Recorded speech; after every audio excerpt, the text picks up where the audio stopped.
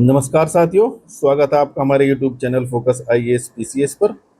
साथियों, आधार सीरीज में हमने पिछले लेक्चर में एथिक्स का एक क्वेश्चन कराया था, जो मानवीय अंतःक्रिया में नैतिक्स एथिक्स का एक क्वेश्चन था और नीतिशास्त्र क्या है और इसके सार तत्व ये बताए थे पूरे। ये वीडियो आप देख लीजिएगा, बड़ा ही काम का वीडियो था, टू द पॉइंट देके आंसर बताया था। आज अगला क्वेश्चन हम शुरू करेंगे। ये है आज बड़ा ही महत्वपूर्ण क्वेश्चन है। देखिए, इसमें बड़े कन्फ्यूजन आप लोगों को होता है जब क्वेश्चन आता है, और ये सीधा टॉपिक दिया हुआ है हमारे सिलेबस में कि नीतिशास्त्र के विभिन्न आयाम क्या हैं, इनके ऊपर विस्तार से चर्चा कीजिए। ये 200 शब्दों में क्वेश्चन है। वर्तमान में मीडिया एथिक्स से जुड़ी चिंताओं पर चर्चा कीजिए। देखिए, आयाम के साथ ये मीडिया एथिक्स वाला क्यों क्वेश्चन किया है, क्योंकि ये भी इसका एक आयाम का ही पार्ट है। मीडिया एथिक्स कौन सा? अप्लाइड एथिक्स की जब बात करते हैं, नीतिशास्त्र का एक आयाम होता है अप्लाइड एथिक्स। उसी में आता है जो भी जितने भी आपके अनुप्रयोगात्मक होते हैं, जैसे मीडिया एथिक्स, पर्यावरण एथिक्स, चिकित्सा एथिक्स, अंतर्राष्ट्रीय एथिक्स, है ना, ये सब जितने भी जुड़े हुए मुद्दे होते हैं इस प्रकार के ये अप्लाइड में आते हैं। आयाम में देखिए, कई बच्चे क्या गलती करते हैं, ये यहाँ लिख देंगे कि मानवीय आयाम, पर्यावरणीय आयाम, सामाजिक आयाम। ये ऐसे नहीं होता कि भाई कुछ भी लिख दिया आपने। आप जब बुक्स पढ़ेंगे, कोई सी भी आप बुक्स पढ़ेंगे इसकी, वहाँ आपको पता चलेगा कि आयाम होता क्या है। डायमेंशन ऑफ एथिक्स ऐसे नहीं कि हर एंगल में आप एथिक्स घुमा दोगे, इसके कुछ डायमेंशन फिक्स होते हैं। जैसे कि ये इसके 4 डायमेंशन है, ये आप याद कर लीजिए। एक तो होता है डेस्क्रिप्टिव एथिक्स, अर्थात वर्णनात्मक, अर्थात किसी चीज़ का वर्णन करना कि भाई क्या अच्छा है क्या बुरा है ना, जैसे क्या नैतिक है क्या अनैतिक है। दूसरा होता है मेटा एथिक्स। मेटा जब भी किसी चीज़ के सामने जुड़ता है, ये क्या होता है कि अधि एथिक्स भी इसको बोलते हैं हिंदी में, इंग्लिश में होता है मेटा एथिक्स। आप ऐसे ही लिख दीजिए, कोई दिक्कत नहीं है। मेटा एथिक्स आपने देखा हो, जब भी कोई फाइल होती है उसकी एक मेटा फाइल होती है। मान लिया जैसे यही पीडीएफ फाइल है तो इसकी एक मेटा फाइल बनती है सिस्टम में। वो ये बताएगी कि पीडीएफ का वर्जन क्या है, इस पीडीएफ में क्या है ना, इसकी बेसिक जानकारी देगी। तो वही मेटा एथिक्स होता है। ये क्या बताएगा? ये नहीं बताएगा क्या है, क्यों है, क्या है। ये मतलब नैतिकता क्या है ये नहीं बताएगा कि नैतिकता क्या है, वो तो ऊपर बता दिया हमने। बल्कि क्यों और कैसे, इस पर ध्यान केंद्रित करता है। तो ये मेटा एथिक्स हो जाएगा। मानदंड मतलब नॉर्मेटिव एथिक्स, है ना। और ऐसे ही चौथा होता है अप्लाइड एथिक्स, अर्थात जब वो आप व्यवहार में किसी चीज़ को अप्लाई करते हो, है ना। जैसे अगर हम नैतिकता प्रशासन में अप्लाई करेंगे तो हो जाएगी प्रशासनिक नैतिकता। जब हम नैतिकता को पर्यावरण में अप्लाई करेंगे तो हो जाएगी पर्यावरणीय नैतिकता। चिकित्सा, मीडिया, है ना, ऐसे ही जैव एथिक्स, सब हर मतलब इसकी कोई लिमिट नहीं है, इसके कोई फिक्स नहीं है कि इतने ही प्रकार के अप्लाइड एथिक्स हो गए। ये सभी प्रकार के हो सकते हैं, लेकिन इसको बोलेंगे क्या कंसोलिडेटेड रूप से? व्यवहारात्मक अर्थात अप्लाइड एथिक्स। तो ये आयाम आप अच्छे से लिखना, ये 4 ही आयाम लिखने हैं आपको, ऐसे नहीं कुछ भी लिख देंगे अपने मन से। तो देखते हैं इसका क्वेश्चन का पहले हम देखते हैं कि इसका छोटा सा इंट्रो आप कैसे लिखेंगे। देखिए, नीतिशास्त्र वह है जो सही गलत, नैतिक अनैतिक और मानव कर्तव्य के आधार तय करता है ना। दार्शनिक परंपरा के अनुसार नीतिशास्त्र के 4 प्रमुख आयाम माने जाते हैं। कौन कौन से? जो बताए अभी, मेटा, नॉर्मेटिव, अप्लाइड और अपने जो है ये मानदंड, है ना, मेटा वर्णनात्मक, है ना। ये आप 4 आयाम लिख देंगे यहाँ पर। वर्णनात्मक यहाँ छूट गया, डेस्क्रिप्टिव वो भी लिख देंगे। अब बताएंगे नीतिशास्त्र की आयाम, क्योंकि अलग से पूछा है। अगर ये 12 नंबर का क्वेश्चन है, 6 इसको मिलेंगे आपको, 6 इसको मिलेंगे। तो इसको आप डिटेल से बताएंगे, उतना ही, ऐसा नहीं कि शॉर्ट में बता देंगे। देखते हैं क्या है। पहला हेडिंग आप ऐसे डालेंगे, वर्णनात्मक नीतिशास्त्र अर्थात डेस्क्रिप्टिव एथिक्स क्या है। देखिए, यह समझ में प्रचलित मान्यताओं के रीति रिवाज का अध्ययन करता है ना। जो भी हमारी प्रचलित मान्यता है, जैसे सच बोलना चाहिए, है ना, बुरे काम नहीं करना चाहिए, उनका अध्ययन करते हैं। जैसे यह कार्य नैतिक है या अनैतिक है, ये बताता है। जैसे सच बोलना नैतिक बताएगा और झूठ बोलने को अनैतिक बताएगा। तो ये वर्णन मतलब डिस्क्रिप्शन देगा आप किसी भी चीज़ का, किसी भी मूल्य का, वो अच्छा है बुरा है कैसा है। क्या करना चाहिए यह नहीं बताता। देखिए, ये आप ना टू द पॉइंट आप लिखोगे ऐसे उत्तर में, 3 पॉइंट ऐसे ही एज इट इज। देखिए, ये मॉडल आंसर जो है हमारे, टू द पॉइंट हम मॉडल आंसर बनाते हैं। और अब आप आगे देखना, इसमें जब मीडिया एथिक्स की बात करेंगे ना, देखिए उदाहरण में हमने बिल्कुल क्या है, समसामयिक उदाहरण दिया। देखिए, आज तक पे जो धर्मेंद्र की खबर चलाई थी, निर्भया दुष्कर्म केस में मीडिया चैनलों ने क्या की थी, उसकी पहचान बता दी थी। तो ये भी सनसनीखेज था। कोबरा पोस्ट में क्या हुआ था, और सुशांत राजपूत केस, ये बिल्कुल आप उदाहरण, सामान्य उदाहरण नहीं देंगे यहाँ की जैसे प्रशासन में ये करना ये होता है, ऐसा नहीं बताएंगे। आप नाम बताएंगे, अधिकारी का नाम बताएंगे, या कोई भी चैनल वगैरह है या किसकी खबर हुई है, ये सब कॉन्क्रीट जब आप बताएंगे तो लगेगा कि हाँ आपका जो है उदाहरण एकदम, आपका कंसेप्ट क्लियर है, आप जो वर्तमान में घटनाएं चल रही है उनको एथिक्स से जोड़ पा रहे हैं। तो ये सब आगे बताएंगे। पढ़ते हैं ये वाला। अब देखिए, डेस्क्रिप्टिव एथिक्स में क्या था, तीसरा पॉइंट, सामाजिक विविधता पर प्रकाश डालता है। उदाहरण, बहुविवाह कहाँ पर नैतिक है। देखिए, किसी धर्म में बहुविवाह पोलीगैमी जो है नैतिक होता है और कहीं अनैतिक होता है। तो यही बताता है कि नैतिक क्या है और अनैतिक क्या है। इसका काम यही है, ये किस समाज में अनैतिक है। इसे ही वर्णनात्मक अर्थात डेस्क्रिप्टिव नीतिशास्त्र कहते हैं या बताता है। मेटा एथिक्स, जैसे कि अभी बताया आपको, यह नीतिशास्त्र की वह शाखा है जो नैतिकता के क्या है, मतलब जैसे क्या है, यहाँ तो इसने क्या है बता दिया, अब दूसरे में आएगा बल्कि क्यों है। ये बताएगा कि पोलीगैमी जो है कहाँ पर नैतिक है और क्यों है, मतलब ये इसने तो बताया कहाँ पर नैतिक है। अब इसी को ये डिटेल में बताएगा, इसके अंदर घुस जाएगा मेटा एथिक्स एक किस्म से समझिए कि ये कैसे कैसे इस समाज में बहु विवाह को नैतिक माना गया है या अनैतिक माना गया है, जो भी अलग समाज होगा। कैसे, हाउ, वाई एंड हाउ पर ध्यान केंद्रित करता है। सभी संकल्पनाओं की मीमांसा करता है, मतलब उसे डिटेल से एक्सप्लेन करता है। कोई भी संकल्पना है, भाई डेस्क्रिप्टिव में आपने बताया कि जैसे कि शाकाहार नैतिक है, तो फिर ये बताएगा उसको क्यों नैतिक है, कैसे नैतिक है, इसका क्या फायदे हैं, क्या नुकसान है, ये सब बताएगा। कौन, मेटाएथिक्स। यह नैतिक शब्दों जैसे अच्छा सही के अर्थ पर भी प्रकाश डालता है। जैसे कि ये है करना अच्छा है, अच्छा मतलब, अच्छा का मतलब क्या है, किसके लिए अच्छा है, समाज के लिए अच्छा है, उस व्यक्ति के लिए अच्छा है या सभी के लिए अच्छा है। तो ये बिल्कुल अच्छे की पहचान बताए, परिभाषित करेगा। नैतिक निर्णयों के पीछे कारणों की पड़ताल करता है, वो सार्वभौमिक है या व्यक्तिपरक है। जैसे बताया अभी, अच्छा है ये व्यक्ति के लिए अच्छा है, समाज के लिए अच्छा है, तो उसकी भी ये पड़ताल करता है।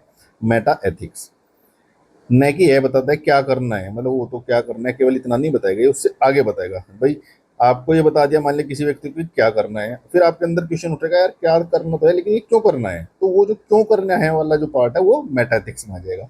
तो आपका कंसेप्ट क्लियर हो जाएगा। तो फिर आप जो यहाँ बताया गया है ऊपर डेस्क्रिप्टिव में, जब उसे मेटा एथिक्स समझाएगा तो आप एग्री हो जाओगे, आपके कंसेप्ट क्लियर हो जाएंगे। एक किस्म से यही है मेटा एथिक्स, है ना। उदाहरण के लिए, क्या न्याय सार्वभौमिक है या सांस्कृतिक, मतलब हर जगह इसकी एप्लीकेबल होना चाहिए जस्टिस, या केवल किसी एक संस्कृति में, तो ये तो सार्वभौमिक होता है। क्या ईमानदारी एक सार्वभौमिक मूल्य है, जी हाँ बिल्कुल है। ईमानदारी हर समाज में सार्वभौमिक है, बेईमान कौन कहेगा कि बेईमानी अच्छी चीज है। अब आते हैं तीसरा, नॉर्मेटिव एथिक्स, मानदंड एथिक्स। देखिए इसकी तीन प्रमुख शाखाएं हैं, है ना। यह बताएगा आपको व्यक्ति को क्या करना चाहिए। इसकी तीन प्रमुख शाखाएं कौन से हैं, आपको पता होगा, डिएंटोलॉजी, है ना, और यूटिलिटेरियनिज्म और विर्चु एथिक्स। हिंदी में क्या बोलते हैं, कर्तव्यवादी सिद्धांत। तो इसमें आपने कांट का सिद्धांत पढ़ा ही होगा, है ना। कर्तव्य के लिए कर्तव्य, अर्थात हमारा एक कर्तव्य है कि हमें ये करना है कुछ भी चीज। कर्तव्य सर्वोपरि माना जाता है, इसमें परिणाम नहीं, है ना। उदाहरण के लिए दास प्रथा गलत है ना? भले ही इससे किसी देश को आर्थिक लाभ हो, तो इसमें कर्तव्य क्या है कि दास प्रथा नहीं होनी चाहिए। उसके जो परिणाम होगा उसके ऊपर ध्यान नहीं देगा। कहीं मान लिया अचानक से दास प्रथा खत्म कर देंगे, भले वहां नुकसान हो जाए आर्थिक, उससे कोई मतलब नहीं है। ये जो चीज सही है तो सही है, ये बोलता है कर्तव्य क्या है हमारा। जैसे गीता में भी क्या बोलते हैं, कर्म किए जा फल की इच्छा मत करो, तो कर्तव्य के ऊपर जोर देता है। ऐसे ही कांट का सिद्धांत है ना, कर्तव्य के लिए कर्तव्य, उसे बोलते हैं कि हमें जो है कर्तव्य करना ही होगा, उसका परिणाम चाहे कुछ भी हो। क्योंकि यहाँ शॉर्ट में बताना है, मैं ज़्यादा डिटेल में नहीं बता सकता, तो आप इतना ही लिखेंगे। ये तो मैं समझाने के लिए आपको बता रहा हूँ। अब होता है उपयोगितावाद सिद्धांत। इसमें क्या होता है, सीधा ये याद रखना, अधिकतम लोगों का हित। अभी इसमें अगर अलग से आपके ऊपर क्वेश्चन आता है, वहाँ उदाहरण भी दे सकते हैं आप। जैसे अभी क्या है, केन बेतवा लिंक परियोजना चल रही है, केन बेतवा लिंक, है ना। आप ऐसे बिल्कुल समसामयिक उदाहरण देंगे, केन बेतवा लिंक परियोजना। अभी आप देख रहे हैं खबरों में कुछ आदिवासी वहाँ विरोध कर रहे हैं। उसका पहले भी क्या था, क्योंकि उनको पुनर्स्थापित किया जाएगा और उनका नुकसान हो जाएगा। लेकिन सरकार क्या सोचेगी, भाई अगर मान लिया 15,000 परिवार विस्थापित हो रहे हैं, उनका नुकसान है, लेकिन कितना, इससे 1.5 लाख से भी ज्यादा किसानों को लाभ होगा। तो जहां अधिकतम लोगों का हित होगा वो नैतिक माना जाएगा। किस सिद्धांत के अनुसार, उपयोगितावाद के सिद्धांत के अनुसार। तो इसकी कुछ सीमाएं भी है। इसमें क्या है कि भाई कुछ लोगों का नुकसान भी हो सकता है, लेकिन सिद्धांत तो सिद्धांत है। ये इसे इस सिद्धांत के अनुसार यही नैतिक है। क्या नैतिक है, अधिकतम लोगों का हित, उसमें भले ही कुछ लोगों को नुकसान उठाना पड़ जाए। ये सीधी सी बात है, ये समझ लीजिए। अब होता है सद्गुण नीति शास्त्र, विर्चु एथिक्स। इसमें क्या होता है, जैसे अरस्तु का गोल्डन मीन आप याद रखेंगे। गोल्डन मीन में क्या था कि कुछ सिद्धांत इन्होंने दिए कि ये तो आपको फॉलो करने ही है हर हाल में, चाहे कुछ भी हो जाए। जैसे गांधी जी थे, गांधी जी अरस्तु और प्लेटो के प्रमुख विचारक थे, ये आप याद रख लीजिए। ये आप नहीं समझ में आ रहा तो इसको रट लीजिए, क्योंकि बार बार ये क्वेश्चन आते हैं और आपको लिखना ही होगा, और शॉर्ट में लिखना होगा, क्योंकि वहाँ लंबी चौड़ी कहानी नहीं लिख पाएंगे आप। तो सीधी सी बात है, इसमें 2 पॉइंट आप याद कर लीजिए। प्लेटो, अरस्तु, गांधी जी प्रमुख विचारक थे। चरित्र पर आधारित नैतिकता का बल दिया गया है। गांधी जी का सत्य का सिद्धांत और अहिंसा का, देखिए। और अरस्तु को तो गोल्डन मीन बताइए, है ना। तो गांधी जी क्या थे? ये सत्य और अहिंसा के पुजारी थे, सबको पता है। इन इनके विर्चु एथिक्स में क्या आता है, इनके सद्गुण क्या होते हैं, इनके 2 मेन गुण क्या है गांधी जी के अनुसार, सत्य और अहिंसा। तो इन्होंने इसको सद्गुण माना है। अन्य गुण भी होने चाहिए व्यक्ति में, ईमानदारी, है ना, मृदुभाषी। लेकिन जो मेन सद्गुण इन्होंने मानते हैं कि भाई हर गुण को तो सद्गुण नहीं मान सकते, लेकिन हर विचारक के अनुसार कुछ सद्गुण होते हैं जो जिन्हें वो सर्वोपरि सबसे ज्यादा महत्व देते हैं। तो गांधी जी के अनुसार क्या थे वो अनुसार?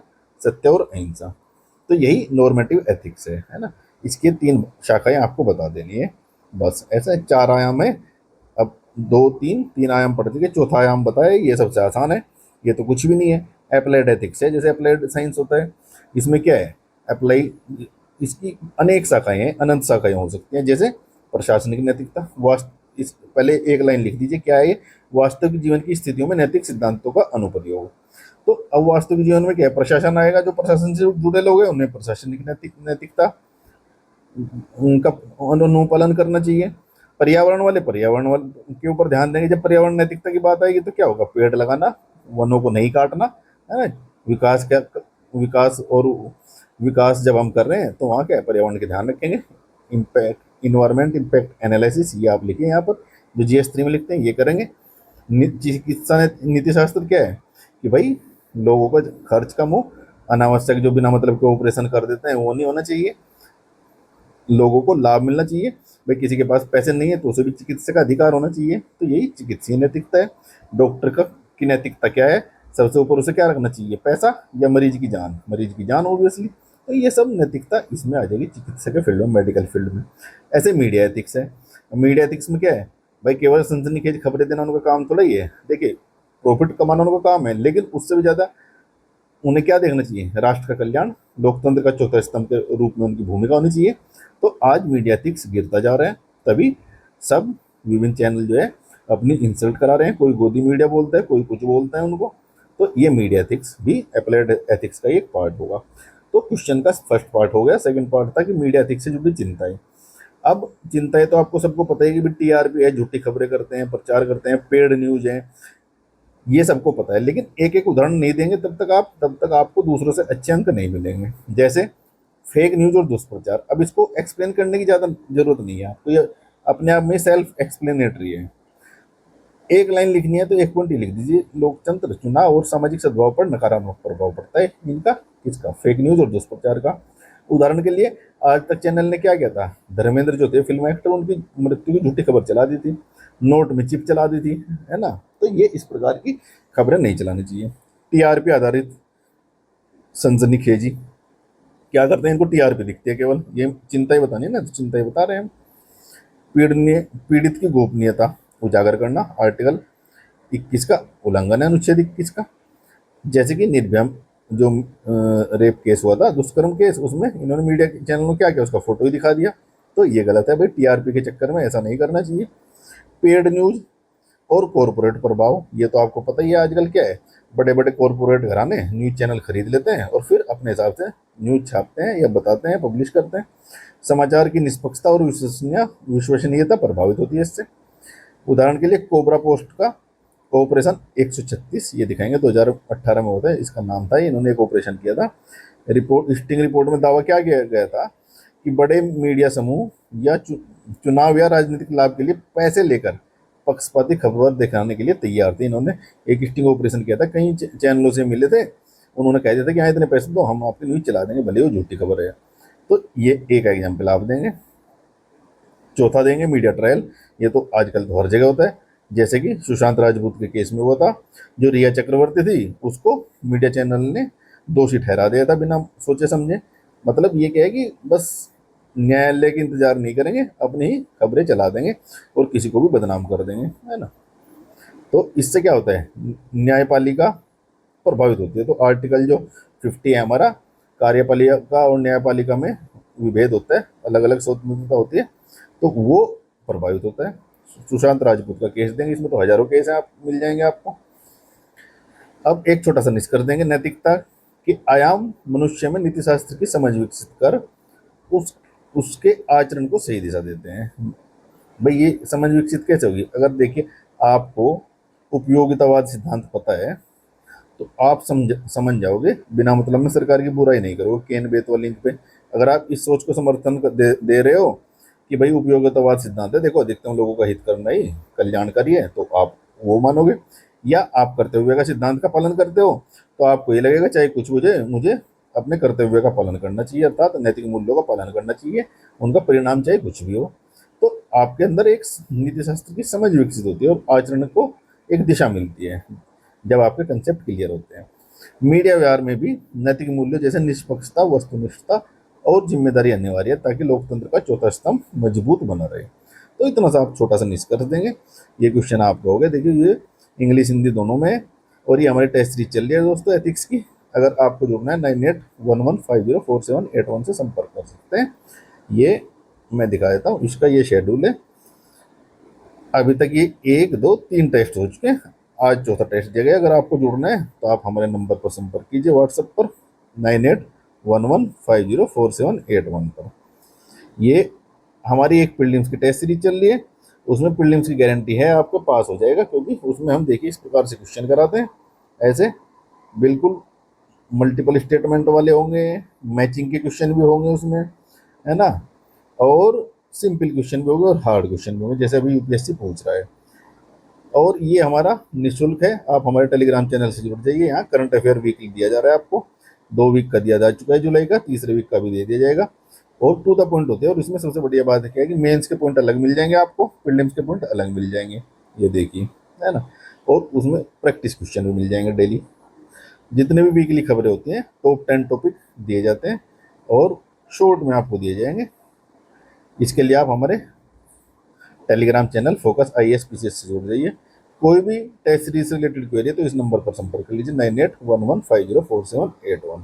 तो दोस्तों तब तक के लिए पढ़ते रहिए, लिखते रहिए और चैनल को सब्सक्राइब कर लीजिए, जिससे आपको हमारी महत्वपूर्ण वीडियो मिलती रहे। ये देखिए अगला क्वेश्चन हम ये डिस्कस करेंगे, अभी मैं दिखा देता हूँ फोकस एथिक्स का।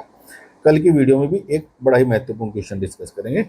ये है आपका ये वाला क्वेश्चन, मैं बता दे रहा हूँ जिससे कि आप रेडी रहें। ये देखिए अभी करंट अफेयर के ऊपर क्वेश्चन बनाया एकदम, जो भी आपके लिए इम्पोर्टेंट है। ये अभी करंट की जो घटनाएं हैं उनके ऊपर बनाया, ये वो कुछ PDF खुला नहीं, मैं दिखा दूंगा आपको, वो कल डिस्कस करेंगे, ठीक है। तो तब तक के लिए पढ़ते रहिए, लिखते रहिए और सिलेक्शन लेकर रहिए। जय हिंद।